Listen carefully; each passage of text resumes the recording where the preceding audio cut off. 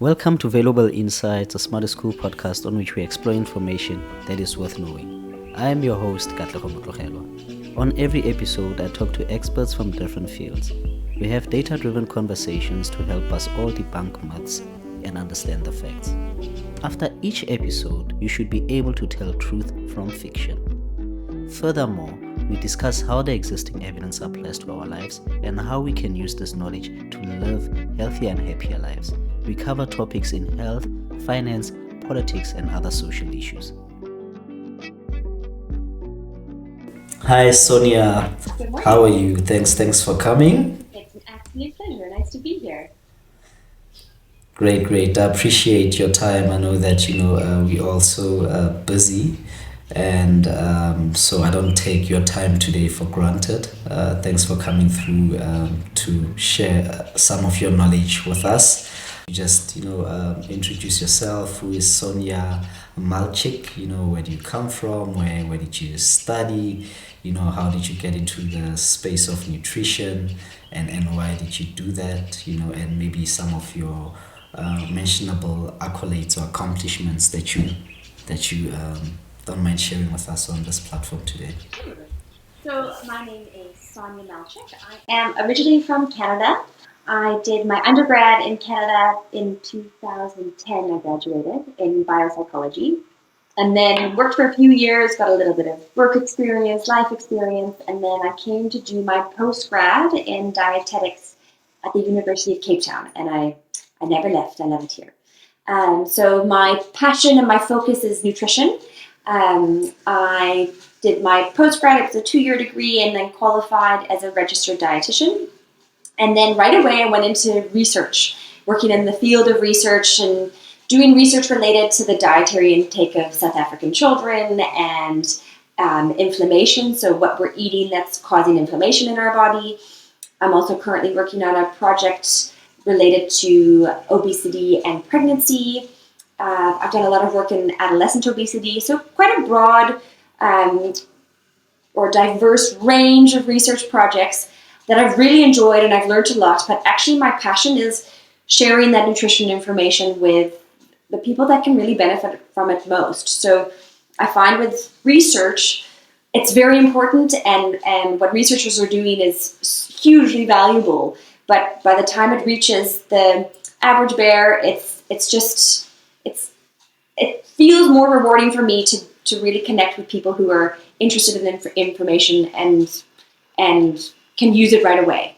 So very recently, last year, I went into private practice as well. So I'm still working for the University of Cape Town and doing a lot of research work, but I also now am working in the private practice space where I see clients one-on-one. And my real focus, my real passion in the broad field of nutrition is actually prenatal nutrition, so nutrition during pregnancy. And this is because there's this incredible concept called the first 1,000 days. So from preconception, so before baby's even in the womb until children are about 2 years old is about 1,000 days. And it's this incredible window of opportunity to really make sure they're given the best start to life, and they're given all the building blocks they need to grow up and be healthy and live a healthy and meaningful life. So that's sort of my new exciting niche that I love, but really you can talk to me about all things food and nutrition because I'm so passionate about it. So that's kind of me in a nutshell. I hope that makes sense. It does, and that's quite a lot. There's a lot to pick on there. Before I even zoom in any of those points, I want to understand if there's a difference between a nutritionist and a dietitian. Is there a difference between the two? That's a great question. So there is. It's just different training. So registered dietitians go through a very specific university degree. There's you have to have basically a Bachelor of Science. You can either do a 5-year degree in South Africa and Canada, actually, where you do it all in one go. For me, I had my Bachelor of Science first, and then I did a 2-year condensed degree to become a registered dietitian. And it's just a very specific university degree, dietetics. Nutritionist is also a protected title, so not just anyone can call themselves a nutritionist. It's a certain type of training. It's just a little bit different. So dietitians typically are the ones that work in a hospital environment. Nutritionists work more in clinical or community environments, but it's different all over the world. Dietitian is protected all over the world, so not just anyone can call themselves a dietitian. Nutritionist in some countries, anyone can be a nutritionist. You can read a blog and call yourself a nutritionist, or take a 6-week course and call yourself a nutritionist. So I suppose registered dietitian just means that I am registered with a health governing body. So for myself, because I'm Canadian, it's the College of Dietitians of British Columbia in Canada. In South Africa, you're registered with the HPCSA, the Health Professionals Council of South Africa. So it's just to make sure that we all have a certain level of training, and that those are the qualified roles, I suppose, that you have the right training for the hospital roles or the private practice roles that they're looking for. Does that make sense? Yeah. Yep, that makes sense. So we're definitely talking to the right person today. Um, so now we're gonna go to our first question. Food, right? So why do we even need to eat? Why do we need food?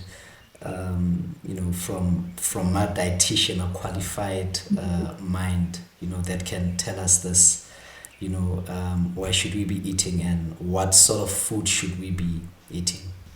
Okay, great question. Quite a broad question, but I'll try and answer it the best I can. So basically, it makes sense, right? What we need food to fuel our bodies. So what we put into our bodies is what our body uses to function. As a child, it's what our body uses to grow. And as an adult, it's what our body uses to give us energy and keep our hearts pumping. And also Yeah. give us energy to do our normal daily things, exercise, walking, everything that we need to do. Our bodies need the energy to do it. Sort of like you need to put petrol in your car, we need to put food into our bodies so our bodies can do what they need to do to carry on functioning. Including getting our humps pumping as Exactly. well. So that too, definitely. So I think obviously I'm asking that question. You said it's broad, Yes. right? But I'm asking that question just so that it's clear, and to sort of frame the rest of our conversation, right? Because food as food is so broad, right? We know that from food we get macronutrients, we get micronutrients. Food can be grains, can be vegetables, fruits. Would we count supplements as food as well? Things like the tablets that we eat, or protein shakes that we drink. So how would you define food? As a dietitian, and where should we be getting our macro and nutrients, macro and micronutrients more sort of broadly? Okay, great question. So as a dietitian, my preference is always sort of a food first approach. So I would always try as much as possible to get my macro and micronutrients from the food that I'm eating, because we can. It's available. We didn't always have supplements, in the grocery store that we could take to sort of supplement our diet or complement our diet. So I always try and promote a food first approach, and get as much as you can from the food that you're eating. So the question that you asked about macronutrients and micronutrients, so that is a great place to start, because basically it's the two big umbrella terms for what is in food that our body can use. So macronutrients, the first good umbrella term, includes carbohydrates and protein and then fat. And those three things, or those three types of nutrients, are the basics that our body uses to function. We need all of them for our bodies to run properly and to grow and to stay healthy. So just very broadly, carbohydrates are things like maize meal and bread and some starchy vegetables like butternut and potato and carrots. Those are the carbohydrates that our bodies use and they need. Lots of other things fall into the carbohydrate hat, even something like sugar. A lot of fruits are carbohydrate based, but basically it's just a type of food that our body really likes to use because our body actually turns carbohydrates into the fuel that our body can use. So turns it into glucose. So that's carbohydrates. Then protein is the building block. So it's what our bodies need to recover from injury, also grow or heal. So protein's also really important. Sources of protein are typically things like meat or chicken or fish. So pilchards and sardines or eggs. There's a lot of protein in dairy products. There's a lot of protein actually in some plant-based products as well. So things like legumes, so soya and lentils and split peas, sugar beans. There's a lot of protein in sort of different types of foods. So you can get protein in a lot of different places, but it provides our bodies with the building blocks that we need to stay strong and healthy. And then the final group is fats. And fats are often we think of oils, so plant-based oils like sunflower oil, but you also have fats in a lot of the dairy that we're eating, or fish has a lot of really healthy fats. Peanut butter is a great source of fat, avocado, and our bodies and specifically our brains really need these healthy fats. You don't need them in as large a quantity, but our bodies do need them. So those are the three big groups you want to sort of think about: proteins, fats, and carbohydrates. And very broadly, those are what we call macronutrients, so the bigger nutrients. Then we move on to micronutrients, so sort of like the smaller building blocks that our bodies need. And micronutrients are the vitamins and the minerals. So those are probably things that you are familiar with. So things like vitamin C or vitamin A. Minerals are more like the calcium and the iron and the zinc. All of these micronutrients, so we need them in smaller amounts, and they're present in different types of food, but they're also hugely important for our body to function well. So we need calcium, for example, to help maintain our bones or to develop our bones as children. And we need iron and zinc for our immune system and for the blood that's pumping through our body. So there's lots of different things that we need, and we get those from all the micronutrients that we're getting from our food. And again, similar to macronutrients, they're included in a lot of different foods. So the best source of many micronutrients, especially the vitamins, is fruits and vegetables. So the tip that your friendly dietitian tells you to eat your fruits and vegetables is important because it's so nutrient dense. There's a lot of nutrients in fruits and vegetables, also dairy, and then our sort of proteins that our bodies really need and they use. So very broadly, that's why we need to eat different things and make sure we're fueling our bodies, because we absorb and use all of the nutrients that the food itself contains. Yeah. So I mean, I heard you say healthy fats. You know, we hear that quite often now. There are healthy, there are unhealthy fats. Yeah.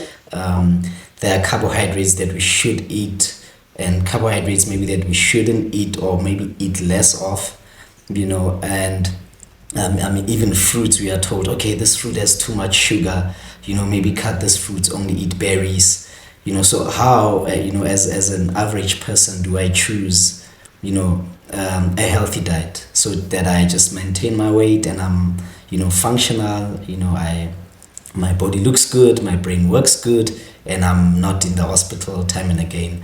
Is there a standard diet that someone can follow, or a simple cheat sheet that you could, That's a give great us? question. And I think the easiest thing to think about is that actually what our bodies want is whole foods, normal foods, foods that are natural, foods that haven't been heavily processed. So things like fruits and vegetables.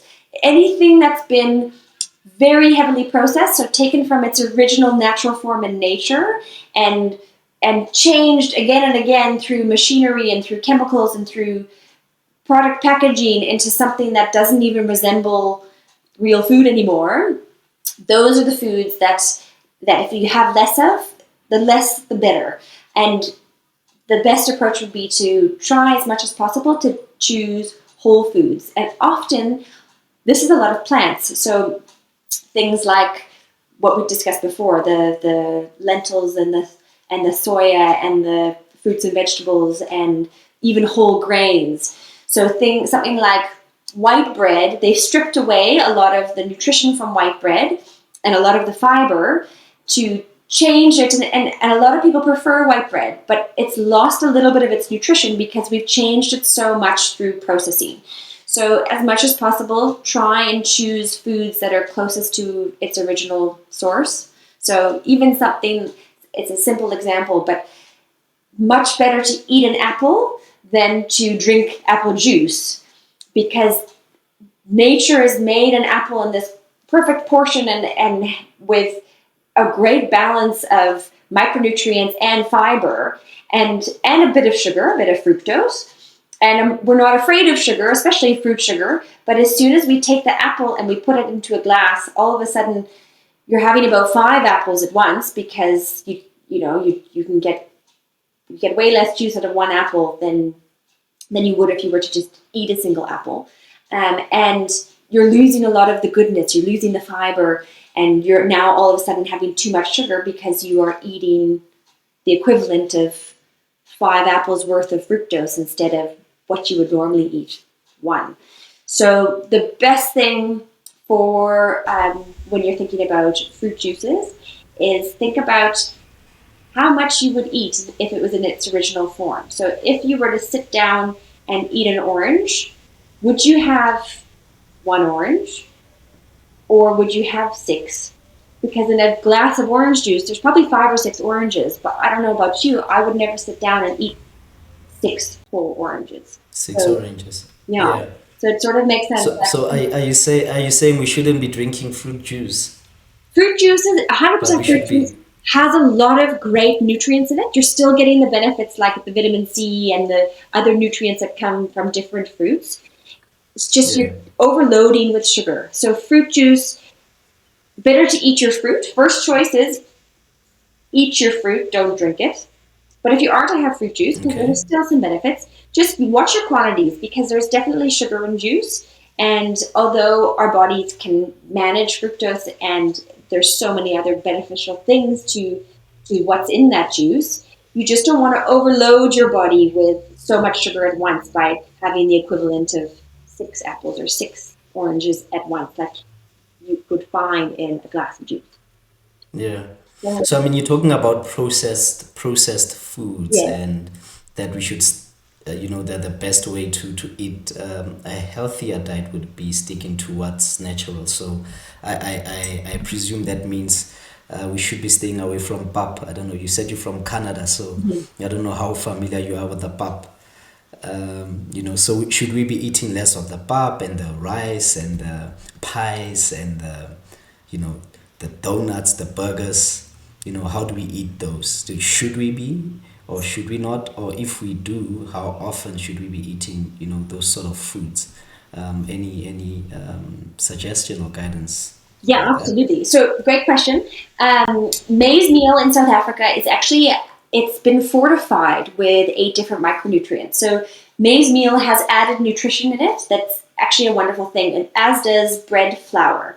So bread flour and maize meal in South Africa has been fortified since 2003 with 8 extra micronutrients. So they've added in zinc, they've added in vitamin A, they've added in iron, they've added in a few of these extra micronutrients based on research that was done in 1999, where they realized that South Africans weren't meeting their requirements for a lot of these micronutrients. So they've added it in to maize meal and bread, because a lot of South Africans are eating these two sort of foods.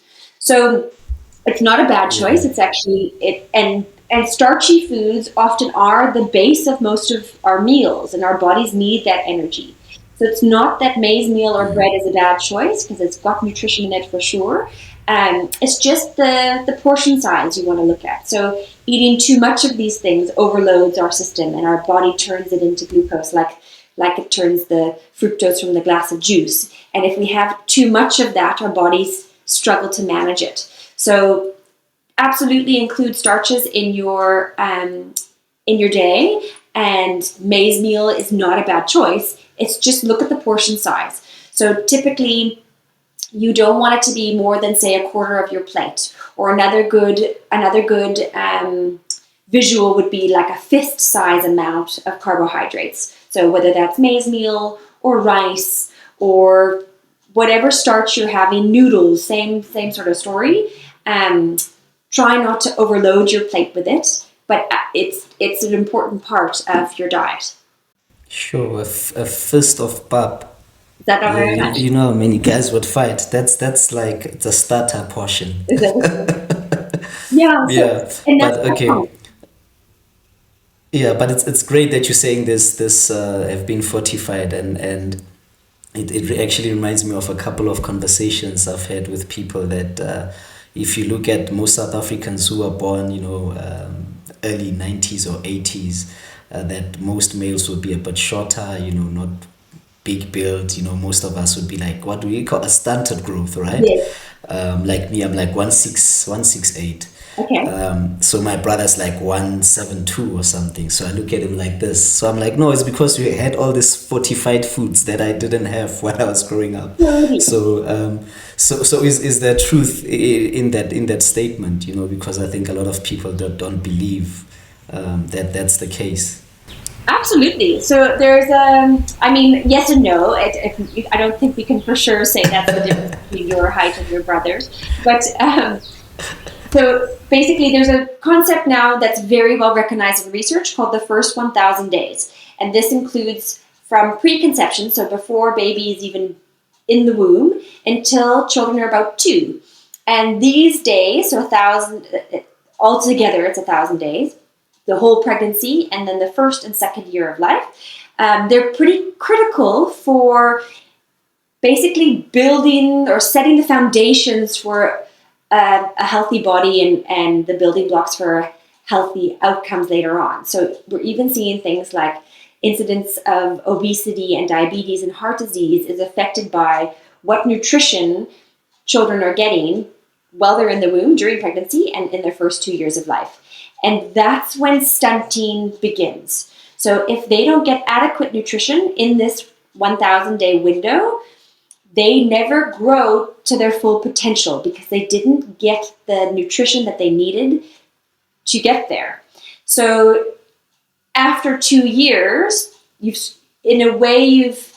seeing that you sort of missed the window. Those 2 years are so important because so much, if you think about in the womb, a whole brand new tiny human is being built. So if they are not getting the macro and micronutrients that they need, then bone structures and the different vascular systems and everything in their body isn't getting exactly what it needs to sort of grow to its full potential.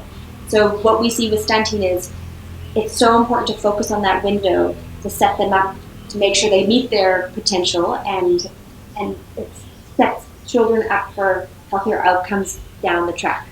So that's why research is so important. We're seeing what is lacking in the diet of South Africans and trying to correct it as we go and really make a difference that way. So, yes, stunting is definitely a thing. I'm from Canada. I'm quite tall. I'm 178. And sometimes I feel like a giant. Because South Africans it's summer. Even my husband is shorter than I am. But it's a problem in different parts of the world. What we're learning is that it actually comes from deficiencies really early in life, and we can't correct for it.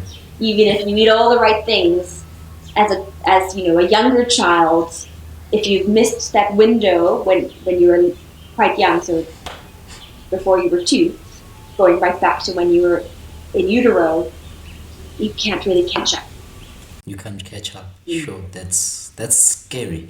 Look, I'm conscious of the time, and I know you have another call in like 3 minutes, so I'll respectfully, stop our conversation like here and now. Okay. But I hope that you'll be able to join us again on this platform, and we take this conversation further about this prenatal what can I call it, food intake and dieting, and why that's important, and not only looking at height, right, but all the other outcomes from how the brain functions, other health, and how the immune system develops, etc.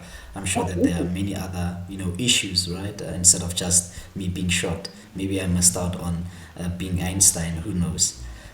If my mom had good food before I was Can't born, blame who your knows? mom. Just be your And then no, well, yeah, it's just the system. Of course, I'm not blaming her. And yeah, and then obviously talk more about things like body mass indexes, Yes. talk about diabetes and all of our other metabolic diseases. So I hope that we'll have you soon again on the platform to chat more about these other Yeah, I'd things. love to. So thanks for your Happy to time. chat. Thanks for having me. It's been such a pleasure.